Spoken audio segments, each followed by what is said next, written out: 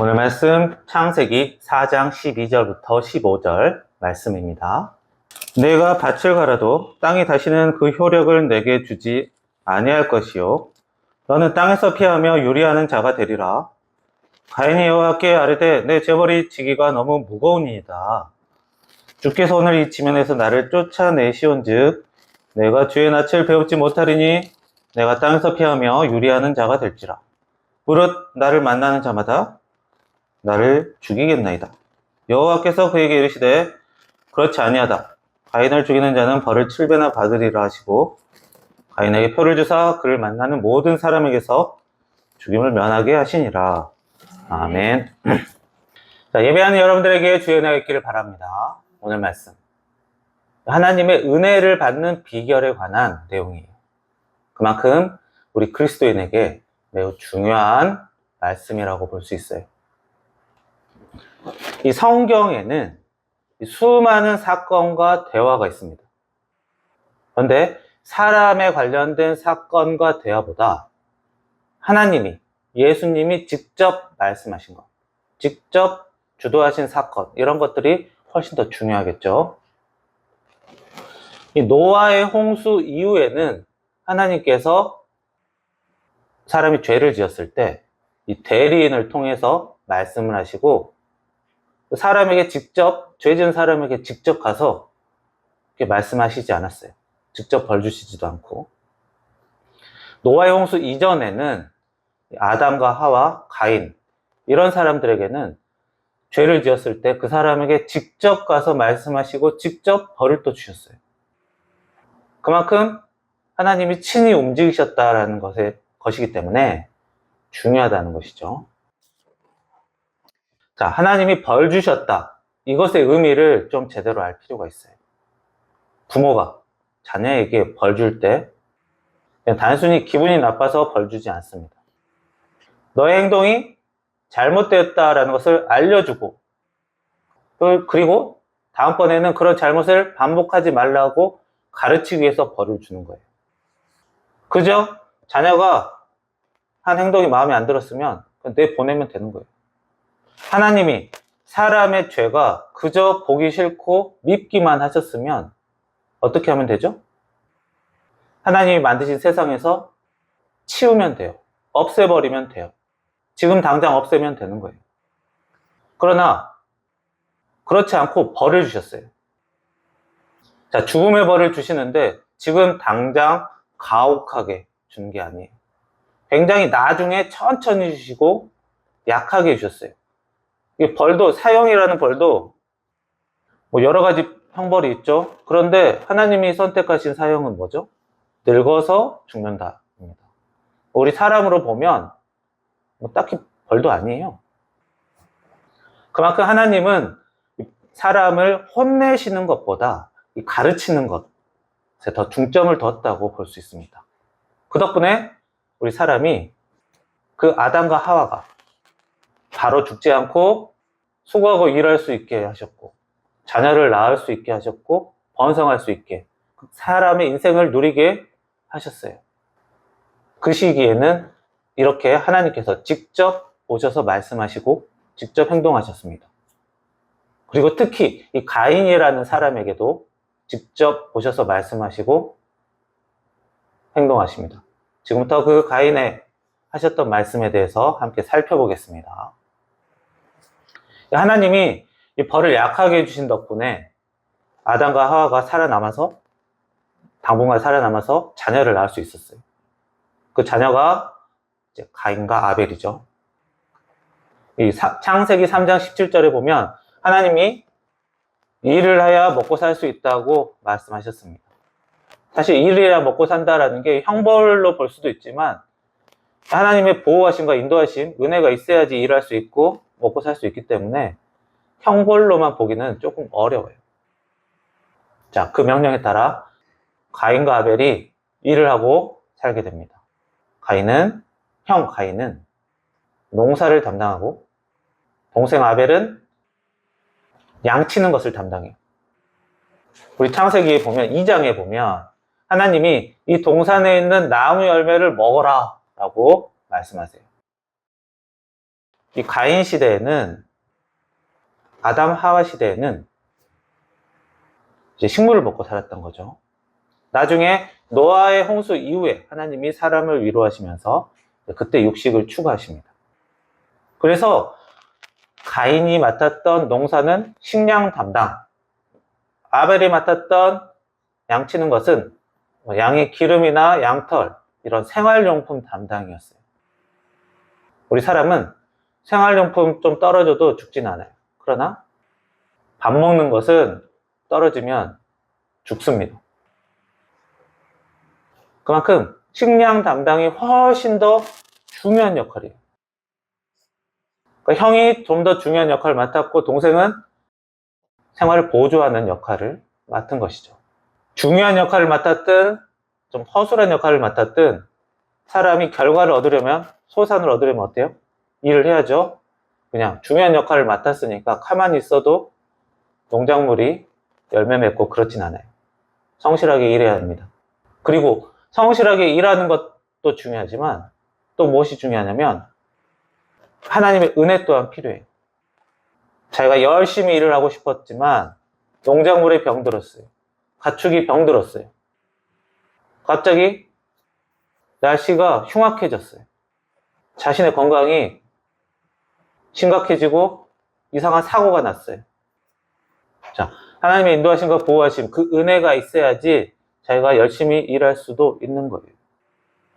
자, 그래서 우리 사람은 억척스럽게 일하는 것도 좋습니다. 그러나 가끔씩은 자기가 자기 자신에게 맛있는 것도 사서 먹이고 놀러도 가고 해야 돼요. 하나님이 주신 육체 관리를 할 줄 알아야 합니다. 너무 희생만 하고 사는 것, 사명만 가지고 사는 것, 그게 좋지 않아요. 자, 그리고 우리가 소산을 얻었을 때는 하나님의 은혜가 있구나, 하나님께 감사드리는 일이 꼭 필요합니다. 이 가인과 아벨을 제사 드리는 방법으로 하나님께 감사를 드렸어요. 제사란 무엇입니까? 자기가 정성껏 준비한 제물을 진심으로 드리는 거예요. 문제는 하나님께서 이 가인의 제사는 받지 않으시고 동생의 제사만 받으셨다는 거예요. 자, 우리 생각해 봅시다. 추석 때 타지에 갔던 자녀들이, 형과 동생이 부모님을 찾아왔어요. 선물 과일 박스를 들고 부모님을 찾아왔습니다. 형이 과일 박스를 딱 드리니까 부모님이 보시고 이거 도로 가져가 그랬어요. 동생이 과일 박스를 주니까 부모가 아이고 이런 걸 다 사왔네, 잘 받을게 이랬어요. 형 마음 어떻습니까? 엄청 화나겠죠? 그런데요, 형이 가져온 과일이 사실은 다 썩은 것만 들어있었어요. 일부러 제일 싼 거 가져온 거죠. 유통기한 지난 거 파는 거 가끔씩 있어요. 야채 가게 가면 유통기한 지난 거 따로 묶어서 이렇게 파는 게 있습니다. 자, 그렇다면 부모님이 잘못했습니까? 형이 잘못했어요. 자, 그럴 때 형은 어떻게 해야 돼요? 부모님, 내가 아무리 좀 안 좋은 거 줘도 그렇지, 이러면 제 기분이 엉망이잖아요. 이거 다 동생 때문이에요. 동생이 선물 아예 안 들고 왔으면 내가 이렇게 기분 나쁘지도 않았을 텐데. 자, 동생 탓할 게 아니죠. 자기가 너무 성의 없었다라는 것을 반성해야겠죠. 하나님께서 가인의 선물을 물리셨어요. 가인의 제사를 물리셨습니다. 그러나 가인이 역할, 너는 농사 맡으면 안 되겠다, 너 좋은 거 맡겼더니 고작 감사가 이거밖에 안 되는구나, 그러진 않으셨어요. 그랬다는 건 뭐예요? 다음에 기회가 또 있다는 거예요. 자기가 맡은 역할에 박탈당하지 않았기 때문에 다음번 제사에서, 다음번에 소산이 또 있고 다음번 제사에서 잘하지는 못하더라도 제대로 할 수 있는 거예요. 그러나 그걸 모릅니다. 왜죠?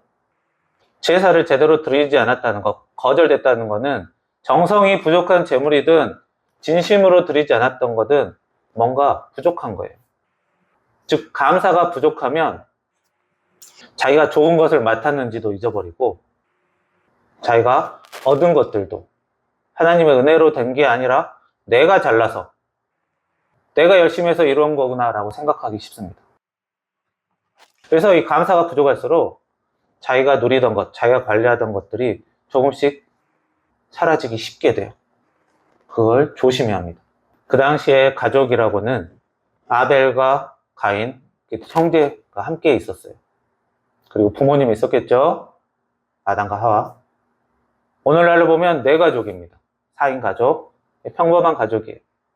오늘날 보면 2명에서 3명, 4명 정도가 보통 가족입니다. 이제 조금 많으면 그 이상이죠. 근데 이 형제, 딸랑 한 명 있는 형제와 생활하는 게 이렇게 쉽지가 않았어요. 요즘 작은 가족으로 이루고 살아도 서로 사이좋게 지내는 게 굉장히 쉽지가 않습니다. 이 가인이 무엇을 잘못했습니까? 자기가 화난다고 해서 동생을 이제 해치게 됩니다. 그래서 우리 사람은요, 범죄가 일어날 때는 항상 이 감정 때문에 나타나요. 감정이 요동치고 그로 인해서 범죄가 일어납니다. 감정이 변하지 않았는데 범죄를 했다? 그건 되게 심각한 거죠. 거의 드물어요. 대부분 이 감정 때문에 문제가 생겨요. 우리 사람 자기 감정 내 거지만 감정이 요동칠 때는 자제가 안 돼요. 조절이 안 됩니다. 그나마 기쁠 때, 슬플 때는 괜찮아요. 기쁘고 웃을 때, 슬프고 울 때는 남에게 피해는 안 줘요. 그러나 이렇게 가인처럼 화날 때는 문제가 돼요. 왜죠? 다른 사람에게 피해 줄 때가 있어요.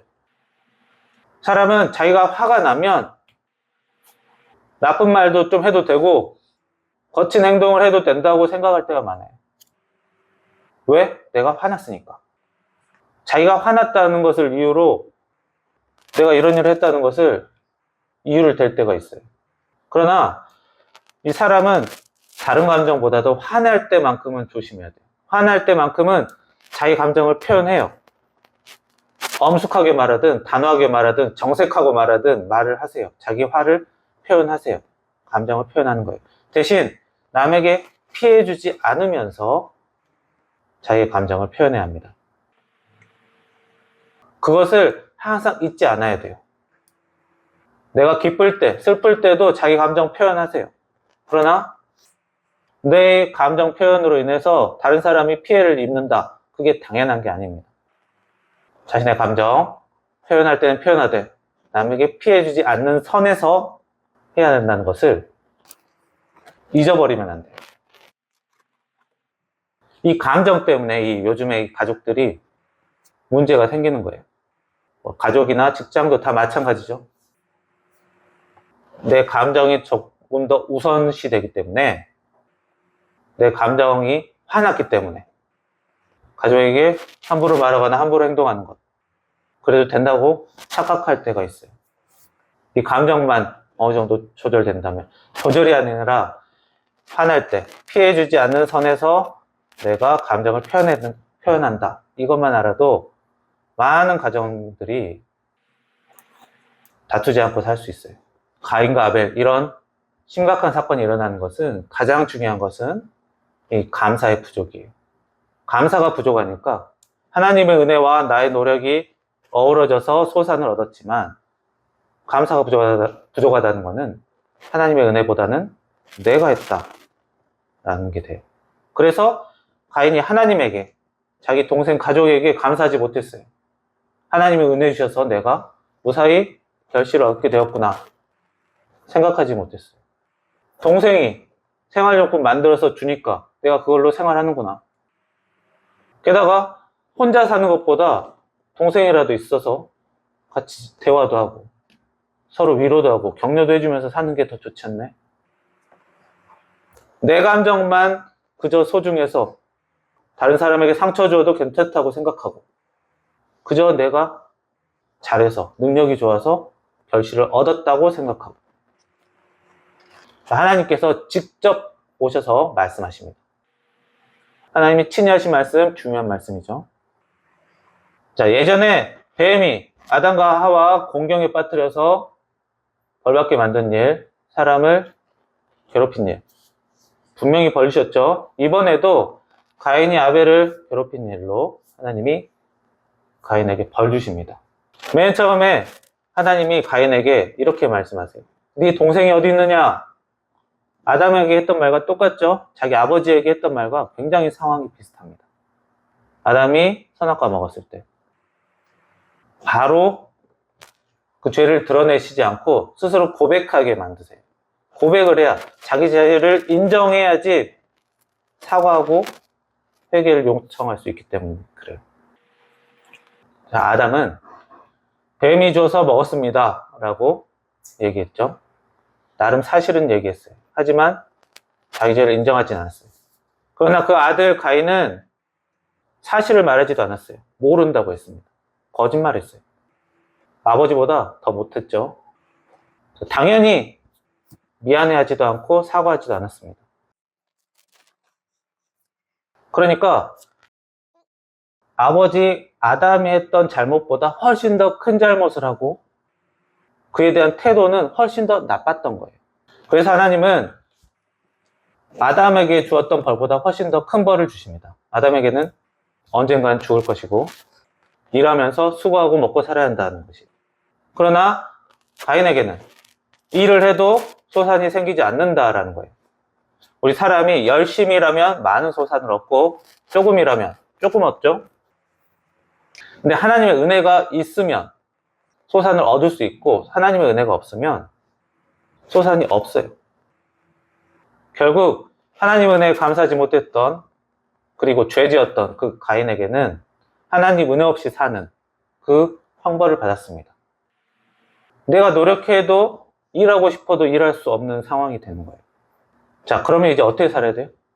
일을 해서 먹고 살 수 없기 때문에 이러면 다른 사람이 주는 것을 받아먹고 살아야 돼요.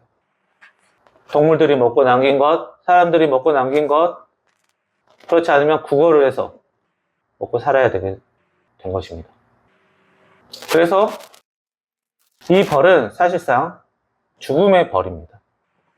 사실 하나님께서 이것도 마찬가지예요. 지금 당장 강하고 엄하게 즉시 죽음의 벌을 주실 수도 있지만 되게 느리게 주시는 벌이에요.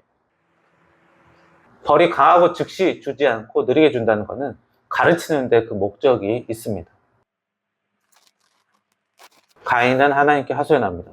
하나님, 벌이 너무 무겁습니다. 그리고 나도 내 기분 내키는 대로 다른 사람을 해쳤던 것처럼 다른 사람도 자기 기분 내키는 대로 나중에 나를 해치면 어떡합니까? 그러니까 자기는 되고 나는 당하기는 싫다는 거예요. 이게 화내는 사람이 자기가 화를 내면서 다른 사람에게 좀 심한 말을 하고 잘못된 행동을 하는 사람들이 다른 사람이 자기에게 화내는 걸 되게 싫어해요. 그 화를 못 내게 해요. 네, 그런 것들 조심해야 됩니다. 가인은 계속 변명만 해요. 미안하다는 말 하지 않고 자기의 이득이 줄어들었다라는 거에만 계속 집착합니다. 평범한 사람이죠. 하나님에게 미안합니다. 동생에게 못된 짓을 했습니다. 이런 얘기를 좀 할 수 있어야 되는데 그런 얘기를 하지 못해요. 그죠? 나에게 닥친 손해만 이렇게 생각하는 것이죠. 자, 그런데 이상하게도 하나님께서 그런 가인에게 무언가 좋은 것을 주세요. 물론 가인, 너는 특별한 사람이니까 나쁜 짓 해도 괜찮아. 앞으로 내가 은혜를 많이 줄게. 이런 은혜가 아니에요. 널 해치려는 사람이 있으면 내가 보호해 주겠다. 예전에 아담과 하와가 죄짓고 하나님께서 가죽옷으로 위로를 하셨던 것처럼 이 가인에게 보호의 은혜라는 것으로 나름 위로를 해주십니다. 그런데 전혀 회개가 없는 이런 가인에게 은혜를 주셨다는 거예요. 아버지 아담보다 나을 게 하나도 없고 오히려 심각한 범죄만 저지르고 변명만 하던 그에게 하나님께서 위로와 격려를 주셨다는 겁니다. 그 이유는 창세기 오늘 4장 14절에 보면 가인이 내가 주의 낯을 배웁지 못하리니 하나님을 보지 못하니 내가 땅에서 피하며 유리하는 떠도는 사람이 될지라. 결국 저는 하나님이 없으면 하나님 은혜가 없으면 망합니다. 하나님 필요합니다. 이런 사소한 고백을 했던 거예요. 하나님 바짓가랑이를 붙잡는 그런 말을 한 거예요. 그 얇은 믿음을 보시고 하나님께서 위로와 격려를 해주신 거예요. 하나님이, 저는 하나님이 필요합니다. 하나님을 계속 보고 싶습니다. 이 고백을 굉장히 좋게 봐주신 겁니다. 우리 사람은 욕심이 많아요. 재물이 있어도 더 모으려고 하죠. 어느 정도 위치에 올라가도 더 높아지려고 합니다. 그래서 동물과 달라요. 동물은 배부르면 놀거나 잡니다. 뭔가 더 일을 하지 않아요. 그러나 사람은 배가 불러도 뭔가 일을 더 해요. 욕심이 있으니까요. 그래서 인간의 문명이 계속 발전하고 기술이 끊임없이 성장하는 거죠. 하지만 그렇다고 해서 사람이 죄가 줄어들진 않아요. 1990년대만 해도 우리 한국의 연평균 범죄 건수가 약 100만 건입니다. 근데 그 이후로 점점 스마트폰도 개발되고 인터넷도 발전되고 세상이 많이 편리해졌어요. 2020년이 되니까 범죄 건수가 150만 건으로 늘었습니다. 사실은 200만 건으로 2배나 됐다가 조금 줄은 거예요. 하지만 예전에 비해서 많이 늘었죠. 자, 기술이 발달하고 문명이 발달하고 그럼으로 인해 쉬는 시간이 많아지고 편리해지고 그 남는 시간으로 좋은 일 하기보다는 죄 짓는 일이 더 늘었다는 거예요. 사람이 환경이 어렵고 사회가 안 좋아서 범죄할 수 있어요. 그러나 사회가 좋아진다고 해서 환경이 좋아졌다고 해서 범죄하지 않는 게 아닙니다. 또 나름대로의 이유를 만들어서 범죄하는 거예요. 오히려 살기 편해질수록 범죄를 더 많이 하게 돼요. 가인이 먹고 살기 힘들어서 범죄 저지른 게 아닙니다. 사람은 누구나 이런 가인이 될 수 있습니다. 동생 아벨이 나보다 더 낮은 직책을 맡았어요. 좀 나보다 낮은 사람이. 그러니까 우리 회사로 따지면 직급이 낮은 사람이죠. 그런데 이 사람이 인정받고 나는 사장님한테 인정 못 받았어요. 그럼 어때요? 우리 사람은 나보다 잘난 사람이 인정받는 거는 그러려니 해요. 그러나 나보다 못했다고 생각하는 사람이 나보다 더 잘 되면요, 그 꼴을 보기가 힘듭니다. 학생들은 나보다 공부 못했던 사람이 나보다 성적이 갑자기 더 높아지면 화를 참지 못하고, 예전에 나보다 가난하게 살았는데 갑자기 부자 되면 뭔가 도둑질 하지 않았나 시기하고 질투해요. 동생이 자기에게 잘못한 건 아무것도 없지만 해코지를 하는 거예요. 왜? 내가 너보다 더 낮아졌다는 게 받아들이기 힘든 거예요. 내가 너보다 잘 나가는 게 기본인데 왜 네가 나보다 용납하지 못하는 거예요. 이렇게 누구나 사람들이 허술한 잘못을 할 수 있습니다. 사람이 나보다 못한 사람이 나보다 잘 됐을 때 그걸 진심으로 축하해주고 위로해주기가 절대 쉽지 않습니다. 사람 누구나 자기 위치나 생각에 처지에 따라서 이런 가인 같은 사람이 될 수 있어요. 게다가 사람은 누구나 아벨도 될 수 있습니다. 자기가 성실하게 살고 진실되게 살았어도 이렇게 괴롭히는 사람이 한 명 나타나면요, 인생이 계속 피곤해져요. 힘듭니다. 그 유명한 연예인들 보면 돈 많이 벌고 잘 살 것 같은데 그 극성 팬 중에는 집요하게 쫓아다니면서 괴롭히는 사람들이 있어요. 집착하고. 그런 사람 한 명만 있어도 정말 노이로제 걸리면서 정신병 갈 정도가 돼요. 그런데 여러 명 있어요. 우리 삶도 그렇죠. 이렇게 학교든 직장이든 자기를 싫어하고 귀찮게 하고 미워하는 사람이 정말 한두 명만 있어도 인생이 너무너무 힘듭니다. 그렇다고 자기가 그 사람을 억지로 밀어낼 수 있거나 다룰 수 있거나 안 돼요. 그만큼 어려운 사람이 옆에 있을 때 그걸 감당하지 못하는 사람이 누구나 될 수 있어요. 자, 인생길에서 평생 제대로 가는 사람만, 인생길에서 평생 제대로 된 길만 가는 사람은 없습니다. 부모도 자기 인생길 모르면서 자녀에게 이렇게 해라 저렇게 해라 이야기하고, 자녀 또한 자기 길을 모르면서 자기 마음대로 결정하려고 하죠. 인생에 해답지가 있다면, 모두 다 똑같은 해답이 적용된다면 참 쉽겠지만, 저 사람이 이거에서 잘 됐다고 했던 일이 내가 그 사람과 똑같이 한다고 해서 잘 되는 게 아니에요. 누구나 가인이나 아벨이 될 수 있고, 일부러 죄의 길에 들어갈 수도 있고, 어쩔 수 없이 죄의 길에 휘말릴 수도 있어요. 누구나 길을 빙빙 돌게 되어 있습니다.